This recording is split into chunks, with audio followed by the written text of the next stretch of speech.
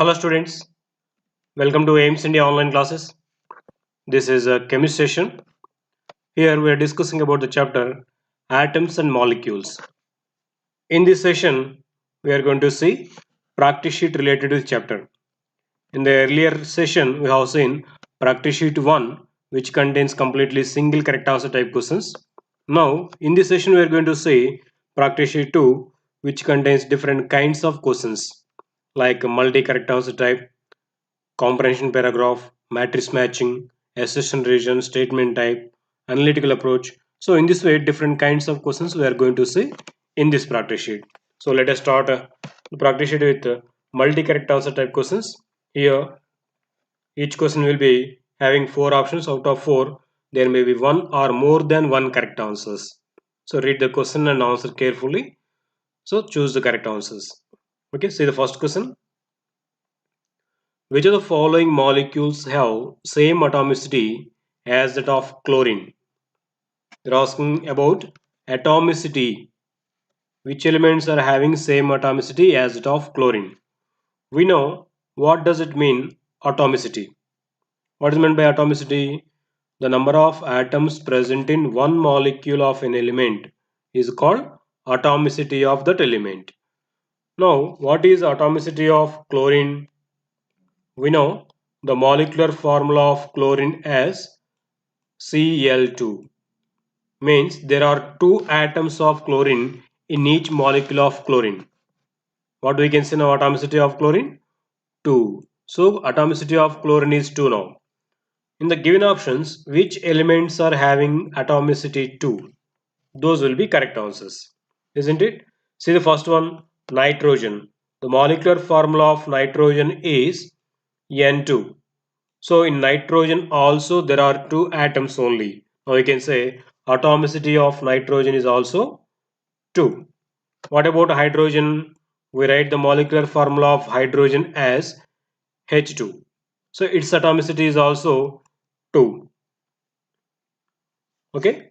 And if you see carbon dioxide, what is the molecular formula of carbon dioxide? CO2. Now how many atoms are there in each molecule? There are 3 atoms. So atomicity of carbon dioxide is 3.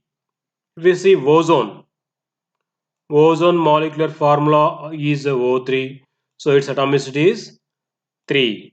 Now which elements are having atomicity 2? Chlorine, nitrogen, nitrogen and hydrogen. These two are okay. They are asked here. Sorry, it is oxygen, not ozone. Atomicity is 2. Oxygen atomicity is 2 because the molecular formula is O2. Now the molecules nitrogen, hydrogen and oxygen, these elements are having same atomicity 2 as that of chlorine. Okay, now the correct answer will be A, B, D. But carbon dioxide is having atomicity 3, not 2. Next question. 1 mole of sodium represents. What does it represent 1 mole of sodium? 1 mole of sodium represents its gram atomic weight of sodium. The gram atomic weight of sodium is 23. That means 1 mole of sodium represents 23 grams of sodium. It also represents 1 mole of sodium atoms. What does it mean 1 mole here? We know 1 mole means 6.023 into 10 to the power of 23. These many atoms of sodium represented by 1 mole. So 1 mole of sodium represents 23 grams of sodium and 6.023 into 10 to the power of 23 atoms of sodium. These two are correct regarding 1 mole of sodium. Okay, these two will be correct answer now. Next, see the next question. 1 mole of hydrogen gas represents. What will be it containing? They're asking here. 1 mole of hydrogen. Any substance, 1 mole of any substance represents 6.023 into 10 to the power of 23 particles in it. As it is said here, 1 mole of hydrogen gas, it represents or it contains 6.023 into 10 to the power of 23 molecules of hydrogen. So it is correct. We know the molecular formula of hydrogen gas is H2, means each molecule has two atoms.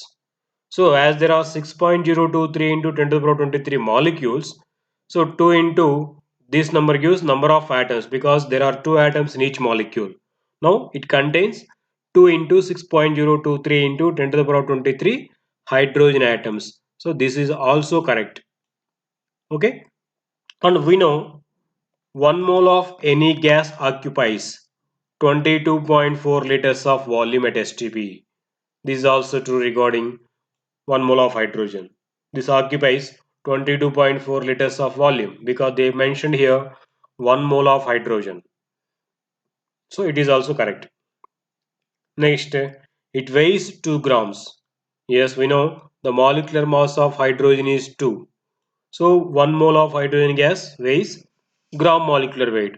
Gram molecular weight of hydrogen becomes now 2 grams. So this is also correct. So these all statements are true about 1 mole of hydrogen. Okay, next one. Which of the following gases occupy same volume? So which gas occupies same volume? See here, 1 mole of hydrogen gas occupies. What is the volume occupied by 1 mole of hydrogen? We know 1 mole of any gas occupies 22.4 liters of volume at STP. So they mentioned here just 1 mole. So 1 mole of hydrogen occupies 22.4 liters volume. We got its volume. Second one, 16 grams of oxygen is given. We know 1 mole of oxygen weighs its gram molecular weight, that is 32 grams. So 32 grams of oxygen occupies 22.4 liters volume because it is molar, 1 mole. But they mentioned here 16 grams. So 16 grams nothing but half mole. So half mole, how much it occupies volume?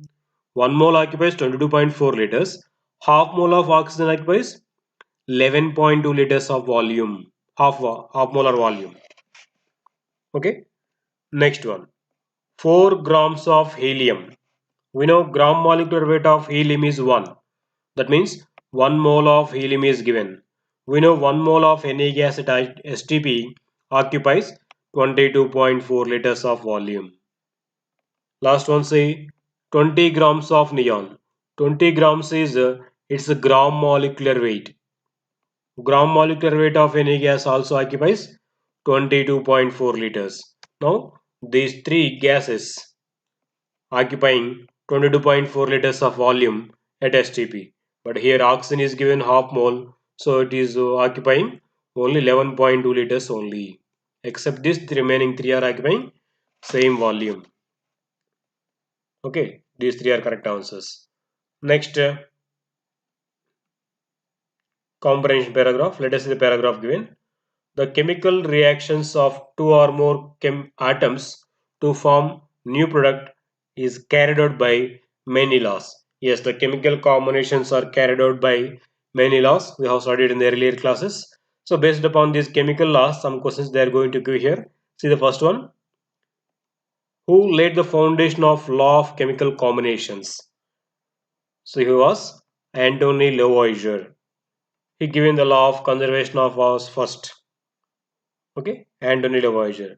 Next, matter is neither be created nor be destroyed during a chemical reaction. This is an agreement with the law of, yeah, which law states that as matter is neither be created nor be destroyed during a chemical reaction.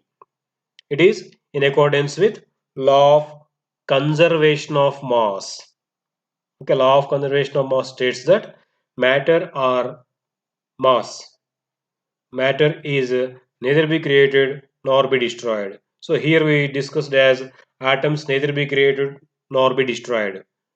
It is all considered as matter. Matter neither be created nor be destroyed during a chemical reaction. Just it reforms. It changes its form, that's it.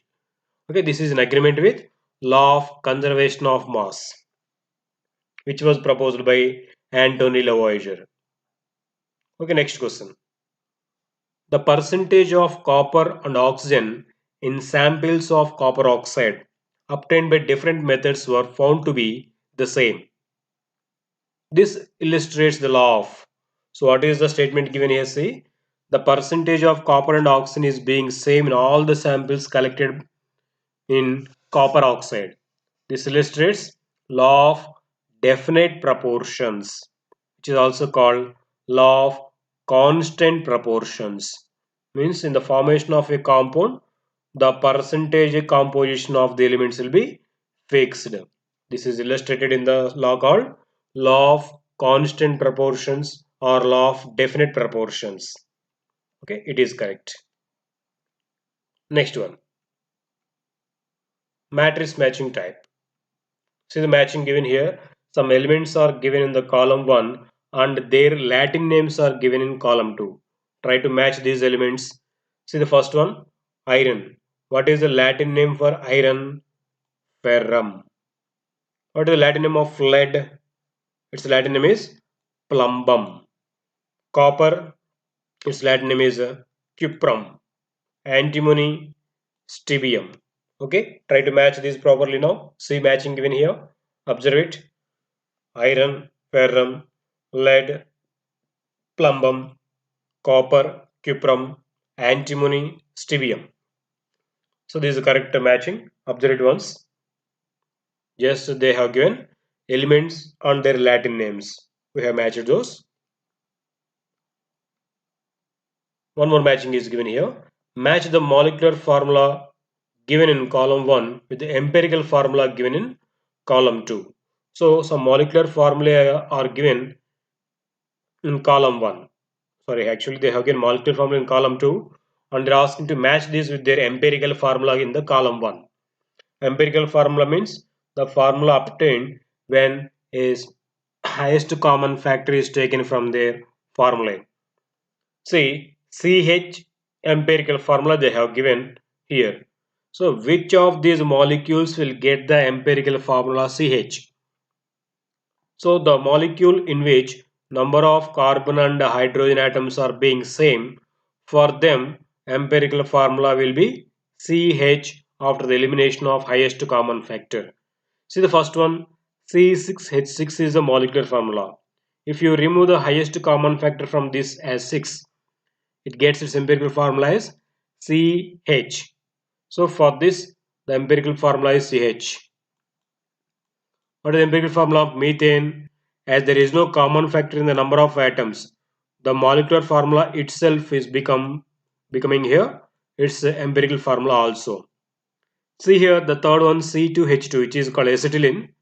If you remove the common factor 2 from these number of atoms, the empirical formula will be obtained as CH for this. See the fourth one, C2H6, which is called ethane. If you remove the common factor 2 from these two number of atoms, it becomes CH3. CH3 is its empirical formula. See the last one, C2H4. The highest common factor can be eliminated is here 2. So if you remove that, it becomes CH2. Now try to match this with the empirical formula given. CH is empirical formula of two compounds, C6 and C6H6 and C2H2. CH2 is empirical formula of ethane, which is called C2H4. CH3, C2H6. Okay. See the matching given here. CH is for two compounds, benzene and acetylene. CH2 is empirical formula of C2H4. CH3 is empirical formula of C2H6. CH4 is empirical formula of methane. Directly the molecular formula also same, CH4. Okay, observe these ones. How do we get empirical formula from molecular formula? When a highest common factor from the number of atoms of each element is eliminated, then the obtained formula is called empirical formula. The formula which represents the simplest ratio of atoms present in a molecule is called empirical formula. Okay. Next, integer answer type questions. Let us see here. First one, number of moles present in 500 grams of calcium carbonate. They're asking to calculate number of moles. For calculating number of moles, we have a formula That is, number of moles is equal to given weight by gram molecular weight. Here the given weight is taken in grams. That is 500 grams. Gram molecular weight of calcium carbonate is 100 because the molecular formula of calcium carbonate is CaCO3, isn't it? So the molecular formula of calcium carbonate is CaCO3. If we calculate the molecular weight for this compound, we get it as 100 because atomic weight of calcium is 40 plus there is one carbon atom 12 and each atomic weight of oxygen is 16. There are 3 oxygen atoms. So 16 into 3 becomes 48. We sum these all, we get it as 100. So the molecular weight of carbon dioxide, calcium carbonate is 100. So we have substituted value, we get number of moles as 5. The formula used here for calculating number of moles is number of moles is equal to given weight in grams by gram molecular weight. We get it as 5 here. Okay, next question. Atomicity of ozone is. What does it mean by atomicity? The number of atoms present in one molecule of an element. We know the molecular formula of ozone as O3 and there are 3 atoms of oxygen in each molecule. Hence, the atomicity of ozone will be 3. Got it? Next one. Atomic mass of helium. What is atomic mass of helium? 4. Because its nucleus has 2 protons and 2 neutrons. Mass is because of those two and the mass of each particle of those is 1 unit. As there are 4 particles, total mass becomes 4 units and hence atomic mass is 4. Next, statement type questions. See the first question among this. Atoms are the basic units from which molecules and ions are formed. Isn't it? It is correct statement. Atoms are the fundamental and basic units of every matter. From these atoms, either molecules or ions are being formed. By the combination of one or two atoms, molecules are formed. Either by losing or gaining of electrons by these atoms, ions are formed. So this statement is true. Atoms are always neutral in nature. Can we say this as true? No. Atoms, of course, atoms, if you say, they will be neutral because if you say an atom, it contains equal number of electrons and protons. So don't be confused here. If it is mentioned as ion, its number of electrons may vary, then it may not be neutral. Sometimes positive ions will be having positive charge. Some ions by gaining electrons they get negative charge. But if it's an atom, in atom number of electrons and protons will be equal and hence they will be neutral. So it is given both the statements are true here. Okay, next one. Molecular mass of oxygen is 16. Is it true? No, because molecular formula of oxygen is 2, O2. There are 2 oxygen atoms. Atomic mass of each oxygen atom is 16 or atomic weight of oxygen is 16. This statement is true. Second statement is true because the atomic weight of oxygen is 16 only. But the molecular mass or molecular weight of oxygen is 2 into 16, that is 32, not 16. So molecular mass of oxygen is not 16 but atomic mass of oxygen is 16. Statement 1 is false and statement 2 is true. No, second answer is correct. Okay, next. Assertion reason type questions. See the assertion given for this question. Pure water obtained from different sources always contain hydrogen and oxygen combined in the ratio 1:8 by mass. Yes, it is correct. However you prepare water, from wherever you collect water, its composition is being always fixed. Its composition is in the ratio 1:8 by mass with hydrogen and oxygen. So this statement is correct. And reason what they have given for this statement, a chemical compound always contain elements combined together in same proportion by mass. Yes, it is correct actually. Reason for that, isn't it? In the formation of a compound, elements always combine the simple whole number ratios, fixed ratios. That was explained in the law of constant proportions or law of definite proportions. So this is also correct. So and a assertion reason both are correct, and even reason is the correct explanation for assertion. Where is it? In the first answer. Okay, that's correct. So the next one. 1 mole of hydrogen and nitrogen each occupy 22.4 liters of volume at STP. Is it correct? Yes. 1 mole of any gas at STP occupies 22.4 liters of volume irrespective of their molecular formulae and molecular weights. Whatever the gas it is. If 1 mole of any gas occupies 22.4 liters of volume at STP. So assertion is correct. What reason they have given? The same what we told now. 1 mole of any gas at STP occupies 22.4 liters of volume. So this is also correct.